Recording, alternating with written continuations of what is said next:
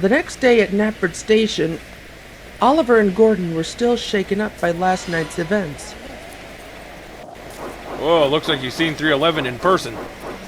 So that's who it was. No matter I could see the number due to the bright lights. I heard the bell and whistle before seeing the engine itself, and then it vanished into the mist. But something doesn't seem right. You two are still here and not gone. I just noticed that myself. Because you said that if any of us get encountered with the 311, none of us will be around anymore after seeing it. But yet, me and Oliver are still here.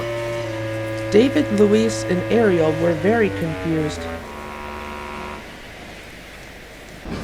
Over at the Royal Central Terminal, north of Vickerstown, but just before Barrow, Emily was telling James about what Gordon experienced that night.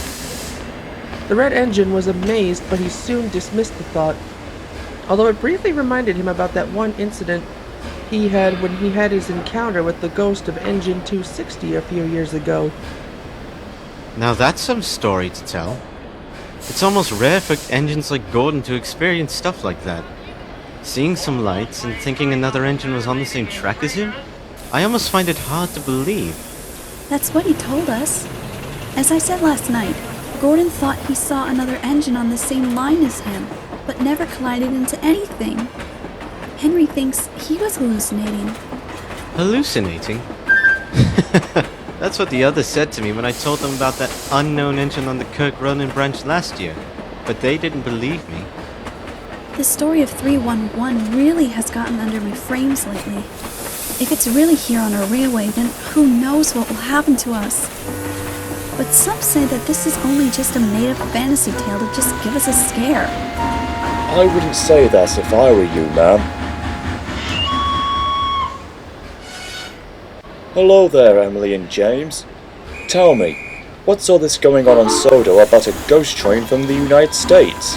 I've been hearing about it non-stop from my driver and fireman ever since I woke up this morning. It's something about an engine who doesn't have a name, only a number, 311, and something else called the Clinchfield Curse. That ghost engine, you say? Did Gordon see it?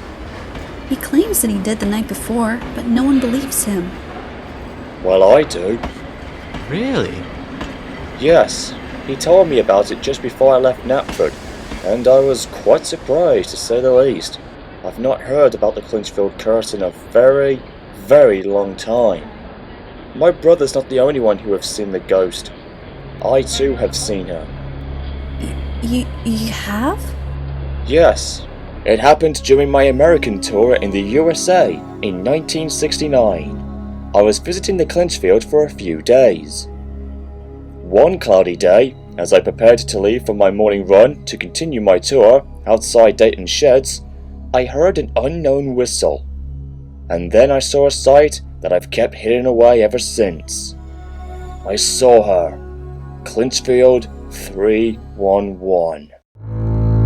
She looked terrifying, with red smoke coming out of her funnel and her cylinders in the colour of blood itself.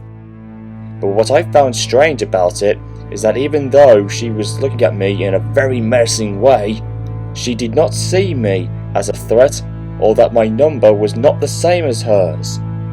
She said I was way too famous for the likes of her to take, but I thought I was really going to.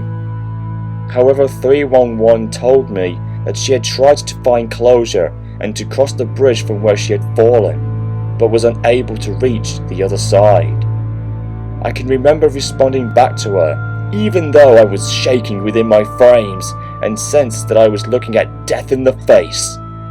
I told her that sometime in the future she would break free and find peace, and this curse that she had would be lifted. But in her response, 311 gave me a cold stare before she blew her whistle and left before simply vanishing into thin air.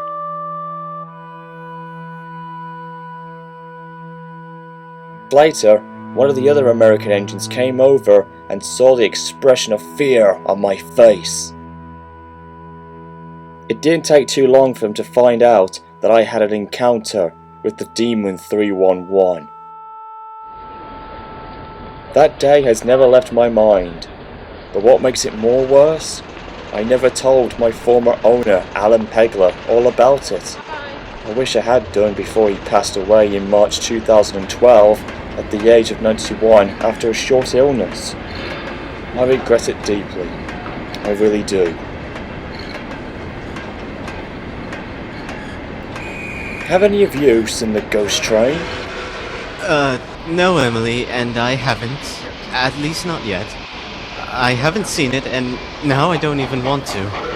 I could get sent to some scrapyard and meet my end there. From what our American visitors told us, she comes at night at any time, but mostly on the day of the accident on Halloween.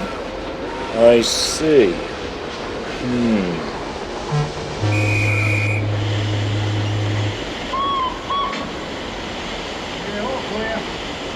I wonder if this could be the time that 311 lets go of herself and move on.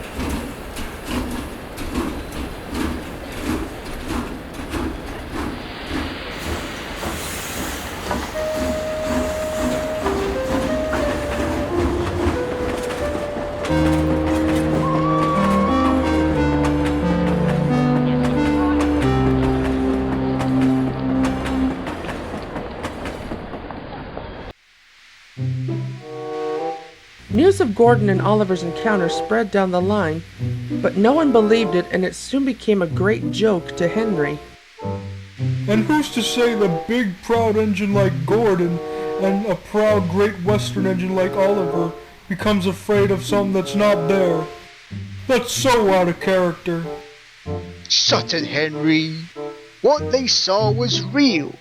Had you been there, you would have believed it.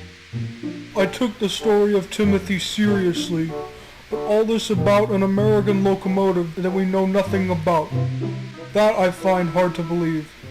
Seriously, we're over on the other side of the world, and another engine from the United States is able to appear on our line. That's just complete utter nonsense. Well then, if you don't believe it, then why don't you go and see for yourself? Henry just dismissed the thought and went to collect the flying kipper from Tidmouth Harbor.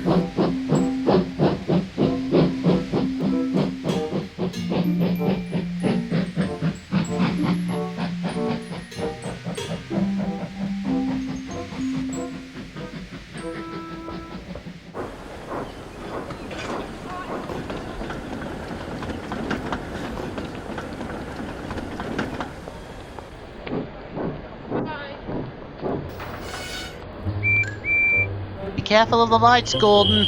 They might get you.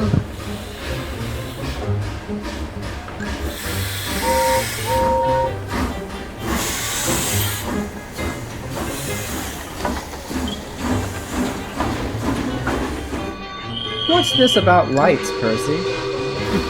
Oh, it's nothing, Edward. Gordon apparently said he saw lights on the tracks last night, but he was the only one who saw them. Did you say lights? Yeah, it's a bag of baloney, really. No one's saying Gordon was hallucinating. Even his own crew doesn't believe it. Lights. I wonder if... I'll need to ask Gordon about what he really saw.